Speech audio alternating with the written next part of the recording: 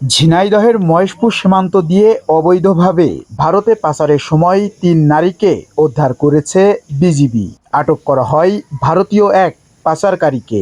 রোববার সন্ধ্যায় মহেশপুর উপজেলার বাঘাডাঙ্গা সীমান্ত এলাকা থেকে তাদের উদ্ধার করা হয়। আটক করা হয় বিকাশ সরকার নামের এক ভারতীয় পাচারকারীকে।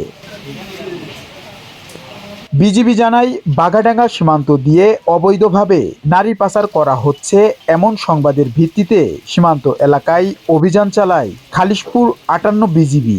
সে সময় বিজিবির উপস্থিতি টের পেয়ে পাচারকারীরা বাংলাদেশের অভ্যন্তরে প্রবেশের চেষ্টা করলে বিজিবি ফাঁকা গুলি বর্ষণ করে। পরে আটক করা হয় ভারতের নদিয়া জেলার কল্যাণী এলাকার নারী পাচারকারী বিকাশ সরকারকে।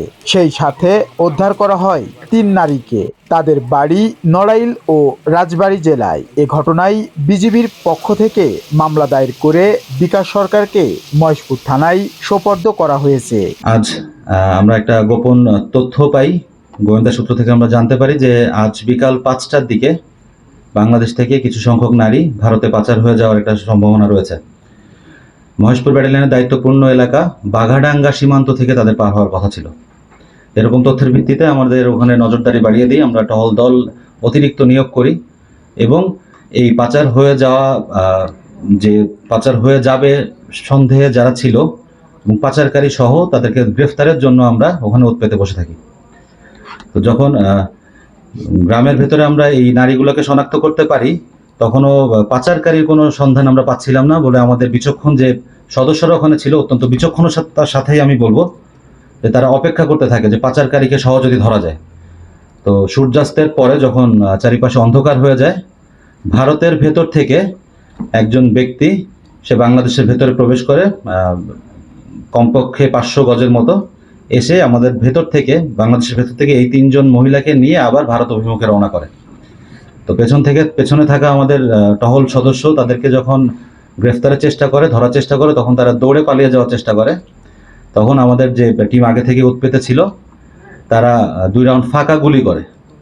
যেহেতু আপনারা বুঝতেই পারছেন যে এখানে মহিলারা ছিল, তো এখানে গুলি করা আসলে একটু রিস্কি ছিল, ঝুঁকিপূর্ণ ছিল, এই জন্য ফাঁকা গুলি করা হয়।